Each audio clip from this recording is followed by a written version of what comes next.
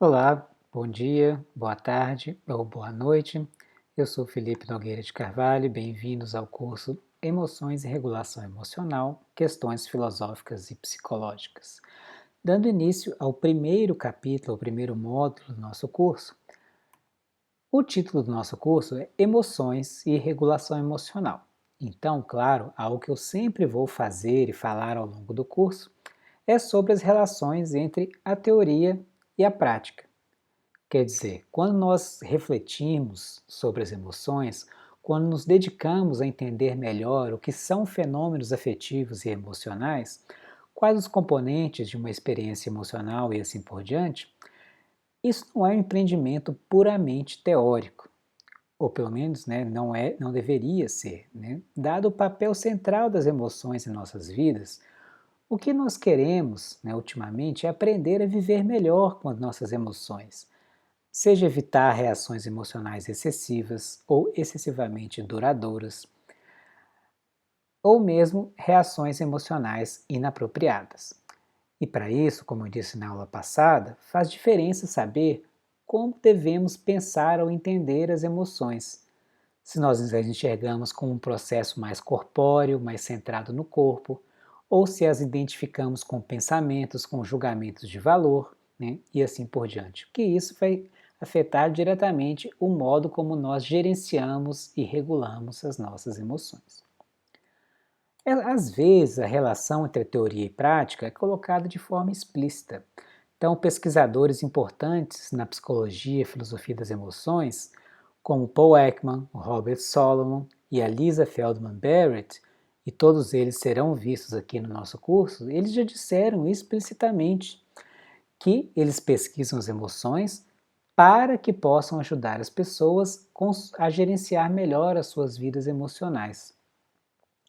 Mas mesmo que essa relação entre teoria e prática não seja feita de forma explícita, eu diria que não há como se aprofundar em um estudo teórico sobre emoções sem que isso não tenha consequências diretas para a vida prática. Quer dizer, quando começamos a entender como as emoções se manifestam no corpo, por exemplo, como é o caso das teorias somáticas, e a prestar mais atenção nesses aspectos mais corpóreos das emoções, na próxima experiência emocional que tivermos, esses aspectos corporais estarão mais salientes, mais evidentes na nossa experiência consciente. E o mesmo pode ser dito para a regulação emocional.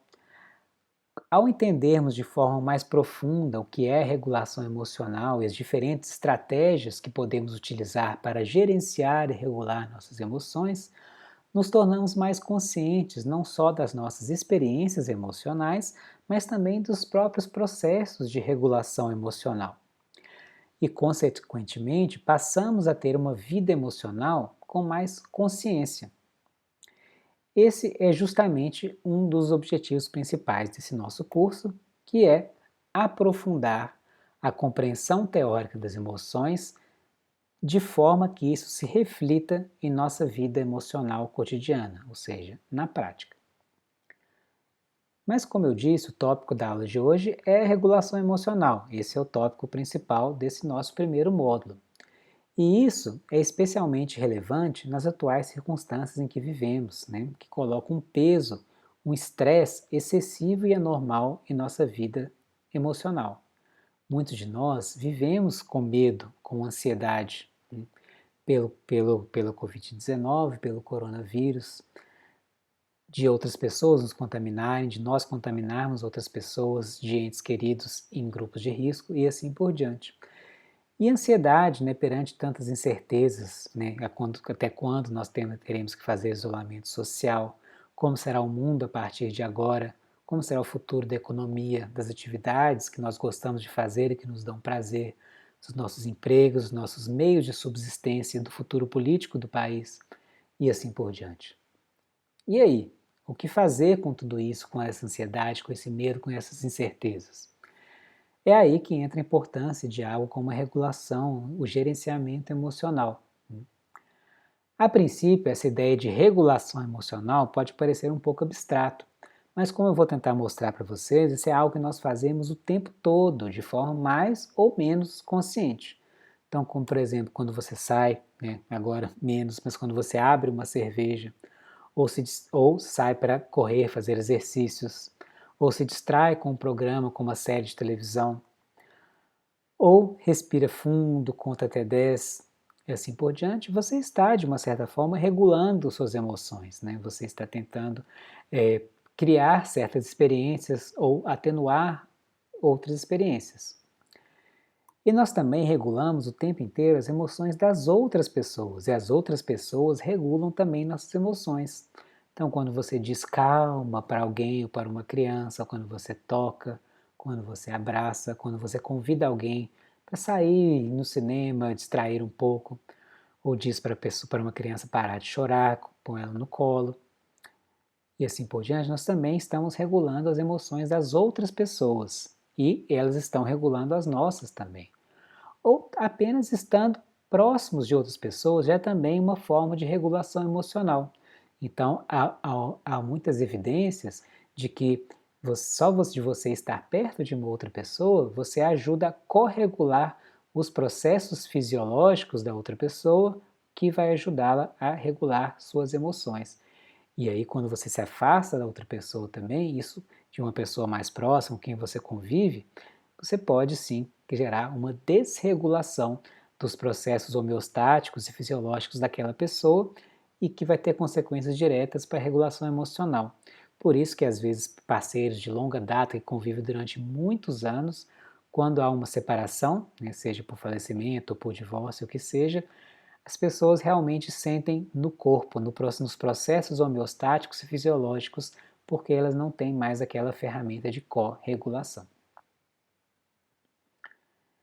Bem, mas apesar da ideia, né, de que controlar, né, ou regular as emoções seja bem antiga, né, esteja presente desde a Grécia Antiga, vocês devem se lembrar que na aula passada eu disse daquela alegoria, né, do intelecto subjugando as emoções como o condutor de carruagens domando o cavalo. E isso também vai aparecer de forma muito forte na psicanálise aí do século XX, como o gerenciamento da ansiedade no Freud, por exemplo. Mas a regulação emocional, como um campo de estudo distinto da psicologia, é uma coisa que se desenvolve principalmente a partir dos anos 90, então é um fenômeno mais recente, que aí seria um estudo que busca entender, sistematizar, classificar as estratégias de regulação emocional, gerando hipóteses cientificamente testáveis. É aquilo que busca entender, sistematizar as estratégias que as pessoas usam para regular suas emoções em diversas situações. E quando se fala também em regulação emocional, é importante ter em mente que nós não estamos falando aqui de subjugar, suprimir, reprimir as emoções, de impedir que elas sejam expressas. Afinal de contas, emoções são extremamente úteis em nossas vidas. É porque nós sentimos medo, nós nos preocupamos, que nós agimos com cautela em uma situação de risco. Mostrar alegria pode fortalecer uma relação.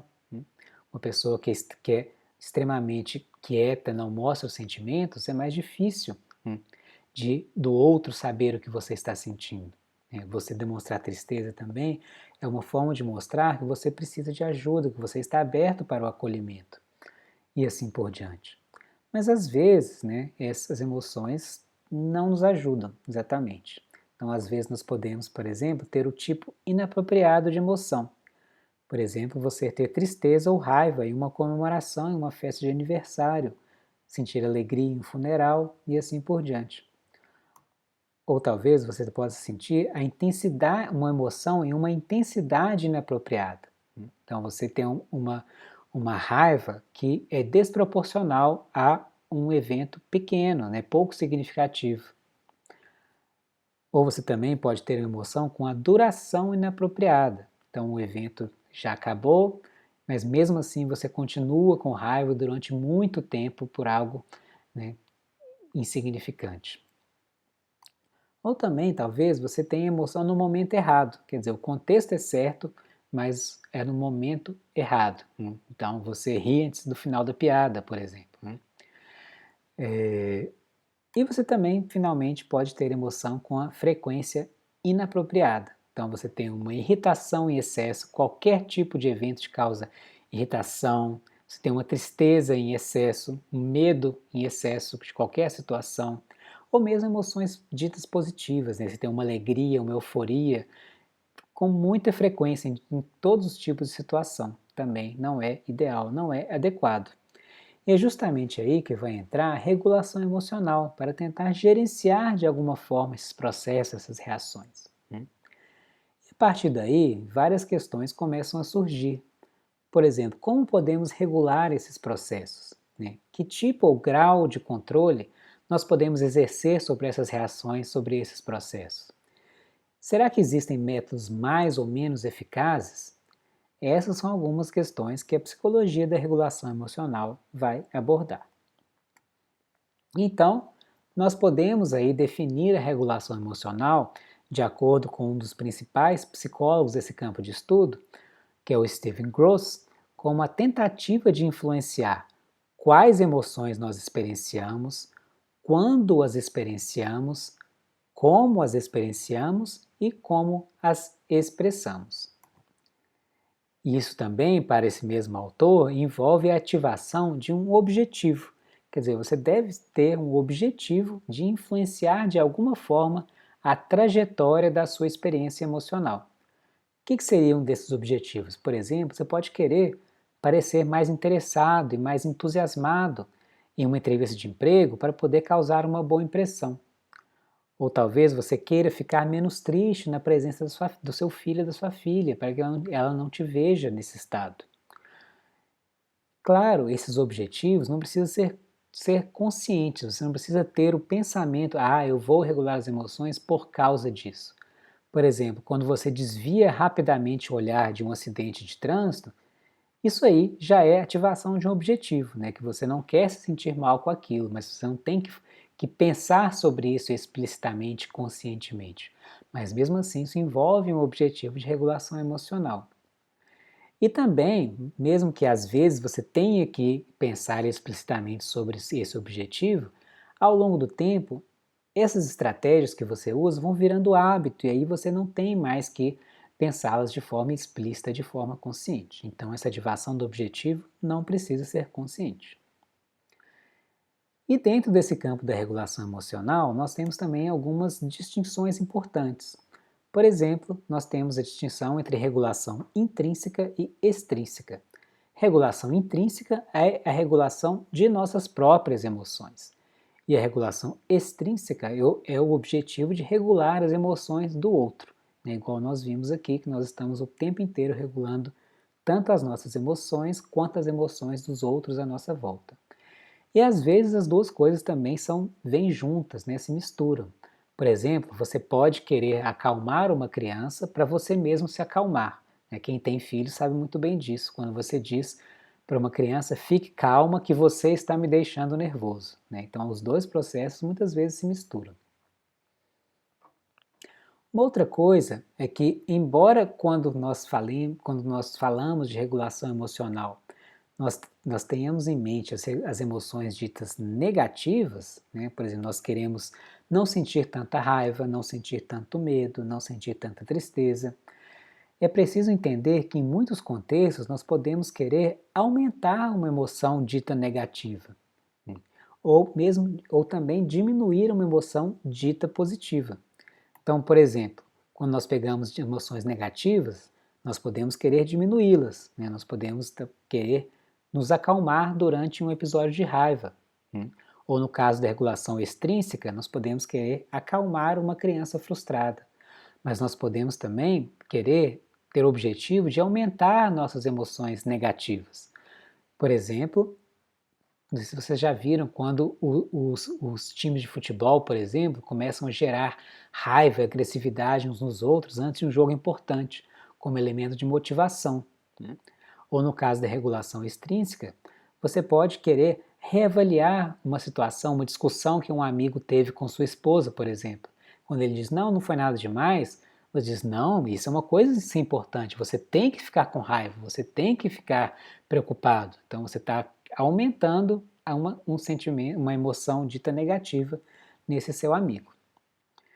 E você também pode querer diminuir essas emoções ditas positivas, né? Então você começa a ter uma certa alegria em um funeral e você começa a querer diminuir essa sensação para não mostrar para as outras pessoas que você está tendo essa emoção. Ou no caso da regulação extrínseca, né, você também pode querer acalmar uma criança que está eufórica, que está feliz demais, já está chegando no horário de dormir dela, por exemplo. E você também pode querer aumentar uma emoção dita positiva, quando você compartilha uma boa notícia com amigos, por exemplo, ou quando você conta uma piada. Então, como se dá esse processo de regulação emocional? Bom, uma forma comum de se classificar os diferentes processos, estratégias e ferramentas de regulação emocional, que aparece com muita frequência na literatura psicológica sobre o tema, envolve uma decomposição de um episódio emocional em 4 elementos, né? Então nós temos aí a situação que nós nos encontramos, por exemplo, aquela situação do trânsito. Aí você presta atenção, né, no que aconteceu, no motorista que te fechou, você faz uma avaliação dessa situação, né, que absurdo, isso é algo ofensivo, é algo prejudicial para mim.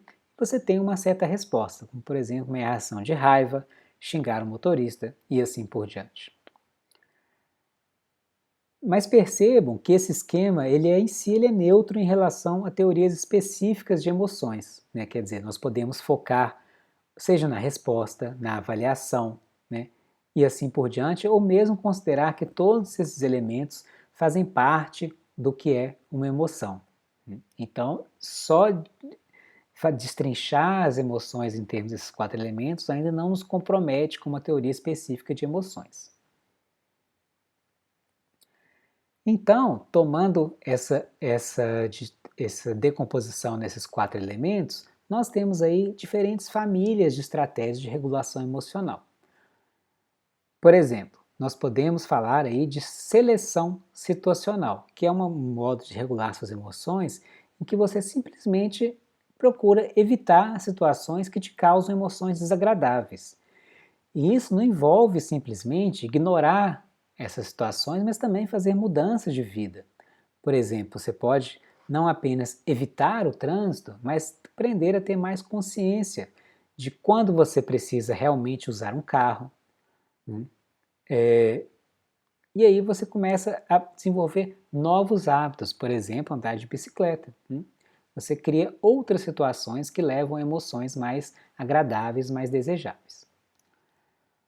Ou também, ainda no componente da situação, você ter a estratégia da modificação situacional, que é você agir de modo a alterar uma situação que causa uma emoção desagradável. Então aí é diferente da seleção situacional.